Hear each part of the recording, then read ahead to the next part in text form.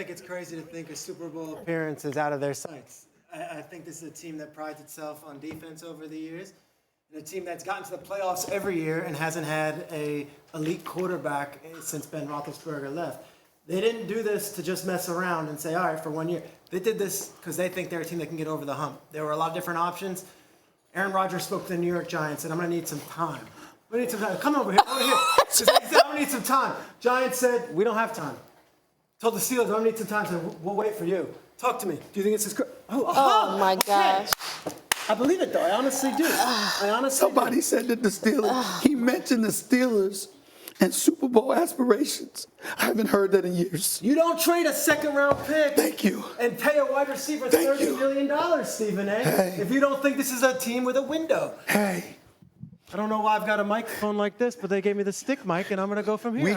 We can go. The defense has always been elite. Okay. All I know is Peter, you've left me speechless. Peter, I know you just got to ESPN, right? You don't need to do all that. You don't have swing. to give us the Dan Orlovsky, like, big, bold stuff in June. Save that for the season. That is crazy. He doesn't have to give you the Orlov keys. He doesn't have to do Orlov that. keys. He doesn't have to do that. Do the hair thing. Listen, I'm with you on the Steelers being a good team. I like this move for the Steelers. I think the question of whether Aaron Rodgers has to be a bad man, he has to be a bad man when he's facing the top quarterbacks like Lamar, like Josh Allen, like Joe Burrow, when he plays Green Bay and has to face Jordan Love. I get that. He doesn't have to be Super Bowl type of guy. I don't think we can expect this team where we're talking about what's the standard and all they've done is not have losing seasons to then say Aaron Rodgers at 42 when the season starts will get them to a Super Bowl. That just seems a bit much. Understandable. I mean, you could always slate them in for that first week of the playoffs and then say they're probably going to lose, right? They could have done some half, move, half measure. Okay, let's go get a veteran guy. They went all in. They said, let's pay him for 1 year, and we'll wait for him, and we'll go all in. I think they didn't do this to say we're going to be a wild card team or divisional round team. I think they look at the division. They got their butts kicked by the Ravens on national TV in the playoffs. Said, we're not going to do that anymore. Russell Wilson wasn't the answer. Justin Fields, obviously, wasn't going to get them over the top, or they would have given him a big deal and he would have stayed. I think they went for Aaron Rodgers on a one-year deal because they still think this window with T.J. Watt and Minka and Cam Hayward, there is a chance for them to still do it with Tomlin in this group. So you don't make the Metcalf move and the Rodgers move. You think it's going to be a wild card team. Couple of things I would like. You're not going to be objective. I don't even want to. Couple of things that I would like to say. Number one. I mean, they don't have losing records with Mike Tomlin, so let's get that out the way, right?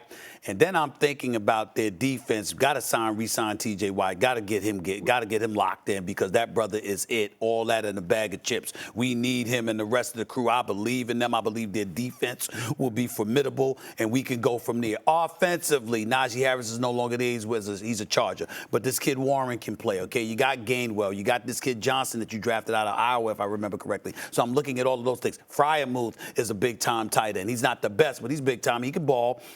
DK Metcalf is there. We got a number one receiver we can rely upon, not somebody temperamental. Okay, so we got that, all right? Robert Woods is there, okay? Austin, if I remember correctly, is there. Yeah, so I'm looking at all of these things, right? And I'm saying, okay, gets us to Aaron Rodgers. Ladies and gentlemen, I am sick of the haterade that has been thrown on Aaron Rodgers. I think people are ultra critical of him. It has not been ideal.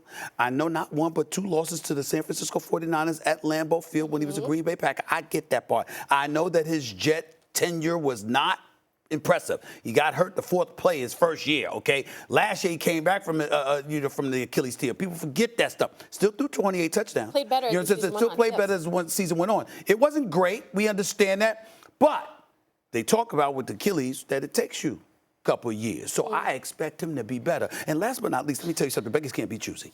Beggars cannot be choosy. Go on. Ladies and gentlemen, we had Mason Rudolph. We had Skylar Thompson, okay? Sound like a damn soap opera, okay? You would Star know, of a soap right? opera. I would know, okay? Will Howard, I hope he has promise coming out of Ohio State. I get it. But damn, we needed Aaron Rodgers. Let me tell you something. I believe in that brother. I believe in that bad man. I believe he will show up again. And I think that he's hearing all the muttering. Now, he was in darkness, Molly. Remember we went in the cave and he was in darkness. What has happened? Light has shined down upon him. He is married. You understand what I'm saying? He is happy. You understand? And as a result, he gets to focus on football because you got a guy like Tomlin that I handle the rest. I think that Aaron Rodgers is going to show up this year and going to prove the naysayers wrong. I believe in Aaron Rodgers. I blame you for that. I got him going. No, because you got him riled up. No one at this table, I assume, is disputing the Steelers. I think they'll be good. I think they'll make it to the playoffs. The question for me is, will they win a playoff game? Okay. Peter talked about half Very good measures. question. Peter talked about half measures. Right. Justin Fields was somebody that they wanted. Where did Justin decide to go? He decided not to stay in Pittsburgh. He decided to go to the Jets. How bad did they want him? They would have paid him if they really wanted him. How bad did they want him? Would have offered a real deal. How bad did they really want him? I'm just saying. Really? How bad did they really want him? I'm giving you guys. Meet me halfway. Meet me halfway, where we don't have to say now all of a sudden the Steelers are winning the Super Bowl. We can just say they got a future Hall of Fame quarterback. He's on an improved roster. We have high expectations for them. We need a playoff. But can we at least get to see the Steelers win a playoff game before Peter gets you riled up into talking about the Super Bowl? I will say this. Everyone looks at him as this crunchy granola guy, Northern California. He beats to his own drum. He's got sage. He's doing the whole thing. His best performances have been with Mike McCarthy, Western Pennsylvania coach. That grit Ben McAdoo, he talked about. Western Pennsylvania coach. Tom Clements, There is a little blue collar to Aaron Rodgers that I think people ignore because of his off-the-field comments and kind of how he lives his life in the offseason. When it is football, he will dive all into that Pittsburgh lore, and he's on a one-year deal. I believe with a giant chip on his shoulder. I believe in Aaron Rodgers, and I don't believe it's going to be his only year in Pittsburgh. We're up against